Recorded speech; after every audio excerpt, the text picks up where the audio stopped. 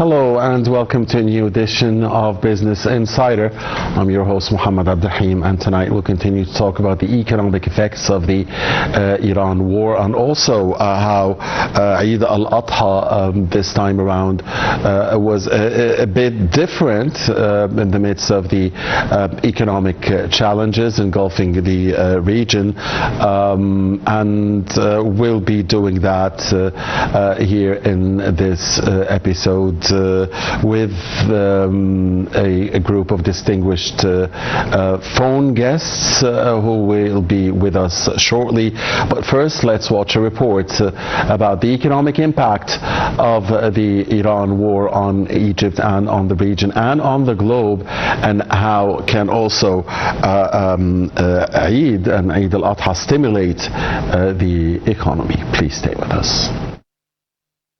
Eid celebrations in the Arab world have recently been affected by difficult economic conditions, including rising prices and inflation in many countries.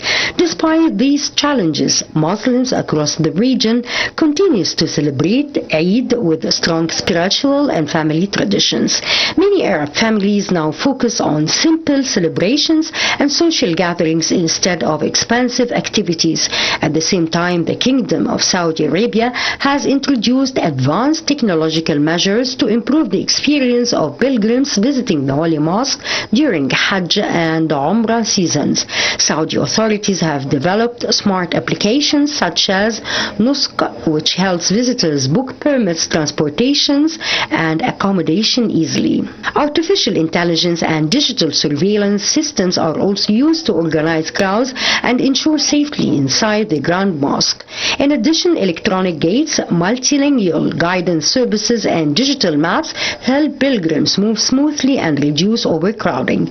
These technological developments reflect Saudi Arabia's efforts to combine modern innovation with Islamic hospitality, making religious journeys safer and more comfortable for millions of Muslims from the Arab world and beyond.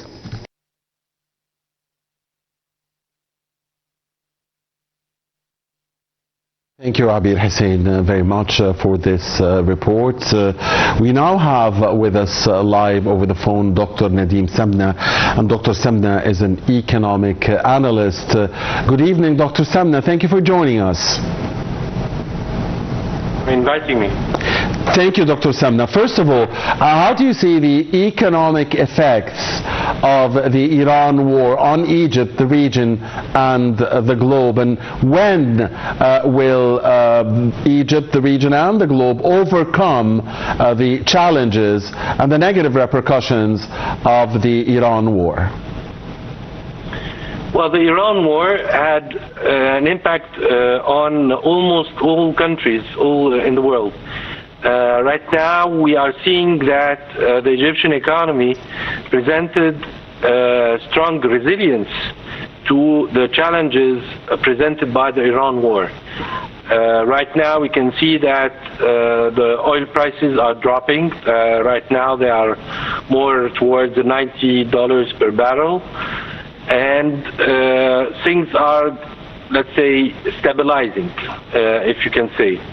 The most important thing is that the Egyptian economy, presented this resilience, and one thing really that shows this resilience is the fluctuation of the exchange rate with the dollar.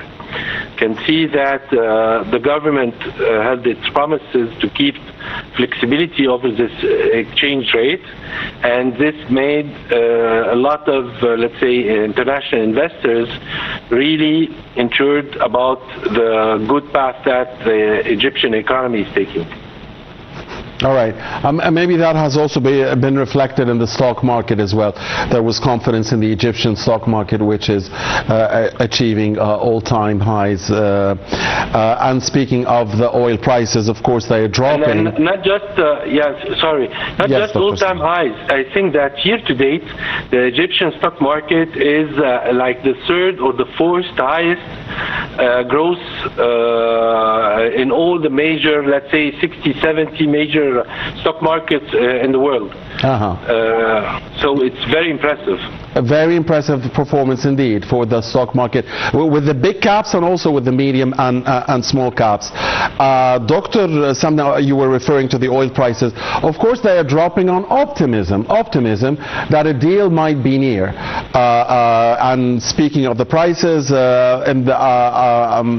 as we speak, Brent is trading under $95, 94.8, and WTI is trading under 90 at 89 plus. So, but of course, this is because of the optimism that we will reach a deal concerning Iran.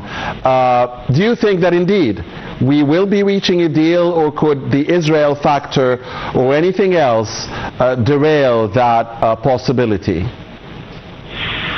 Well, I'm not an expert in, let's say, politics, but what the markets are estimating is that there will be no major escalation.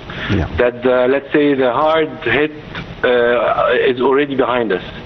So even if there is some kind of strikes, it will be mild, it will be very short. It will be just to make a point, not at all like the past, let's say, the first 2 months of the conflict. Yes, indeed. So even if we don't reach a deal,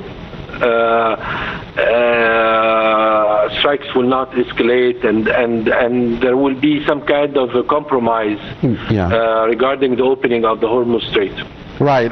This is what markets are telling us, indeed. And look at what also the performance in Wall Street and across Europe and Asia. And indeed, stock markets worldwide are at or near all-time highs. And the market, if it's reading the scenario correctly, then the market is expecting, indeed, a deal. Or at least, as you said, Dr. Samna, no major escalation. Even if something happens, it will be very limited and contained. Now, back to the economic effects again. We are in Eid times. How different is the greater Bayram this time around? And this is a Eid known for, where there is a sacrifice and we eat meat, a lot of meat. So, how do you see, I mean, inflation is also high, but at the same time, this season usually stimulates spending and moves the economy, at least in sectors related to the food industry and so on. So how do you see the economic activity during Eid times this time around? As you mentioned, for sure, consumption is stimulated during Eid and during festivities in general. We didn't see really a spike in the oil prices or any prices. And I think this is due also to, let's say, the current inflation, and they don't have the people don't have really the purchasing power they used to have. At the same time, we know that summer is coming, so it's also a season for consumption and a lot of spending. So probably households are rationalizing their expenses. And one thing, I mean, about inflation is unexpectedly the reading of inflation was a little bit lower than expected.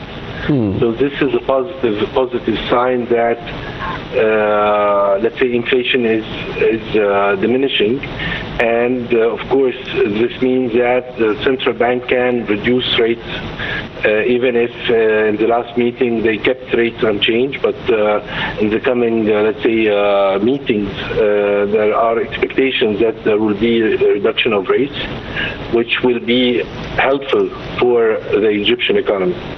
All right.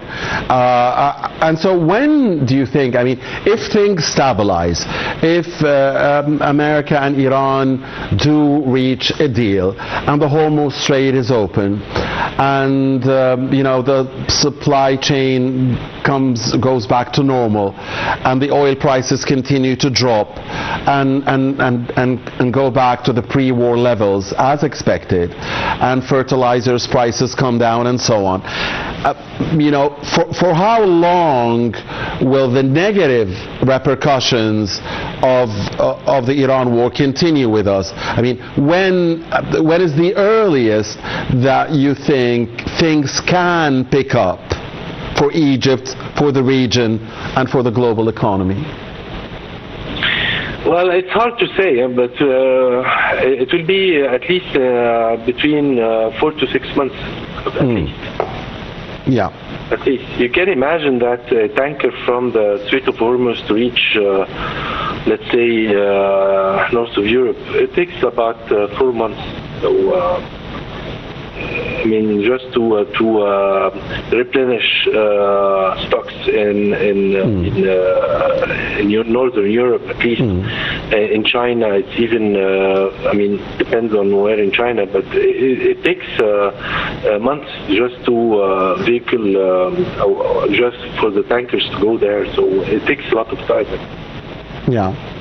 Dr. Samna, you were speaking about the Egyptian resilience to the situation. I guess no sector was more resilient than the tourism sector. What do you think, Dr. Samna? Because, I mean, the numbers coming out from the tourism sector are very, very impressive, despite all of what's happening in the region.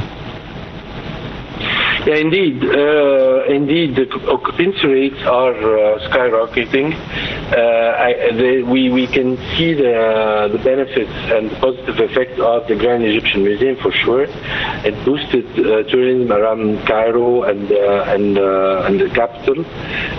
Maybe Sharm el-Sheikh was a little bit impacted, but the Nile Valley is doing great.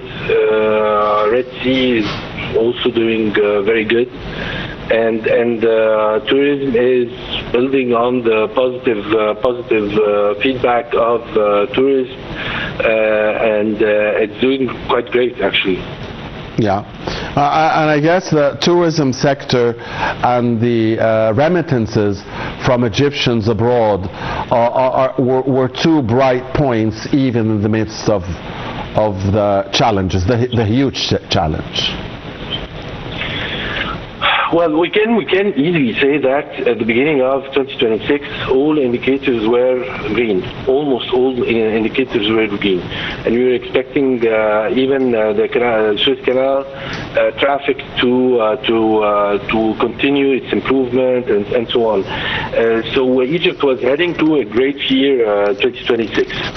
Right now, we can see that imports increased because of oil. But as you mentioned, tourism was doing good. Remittances are doing good. I mean, I don't know in the coming months if it will remain at the same levels, but it should. It should. It might even increase. I mean, the numbers are increasing. The trend is clear, Dr. Samna. The trend is clear, but I think that even the GCC economies are affected. I mean, no country has been spared. I mean, even the oil-rich Arab Gulf countries, right. So many Egyptians are living in the GCC countries, so it's normal if they are affected as well. But we can see that there is also something very, very important. It's FDI, foreign direct investments. Every week we have big news about an upcoming investor willing to open a new factory, particularly in the economic zone of Suez Canal. So This is very, very positive. We can see that lending rates for Egypt are decreasing, which is good. It means that borrowing money is cheaper for Egypt. This is also very positive. And we can see a lot of upside.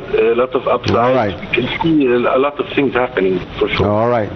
So we'll leave it at that. Thank you very much, Dr. Nadim Samna, the economic analyst. Thank you for your time. Thank you for your insight. And ladies and gentlemen, please stay with us here. We'll be taking a short break here on Business Insider, and then we'll come back and introduce you to another distinguished expert and continue to talk about the economic effects of the Iran war on Egypt, the region, and the globe.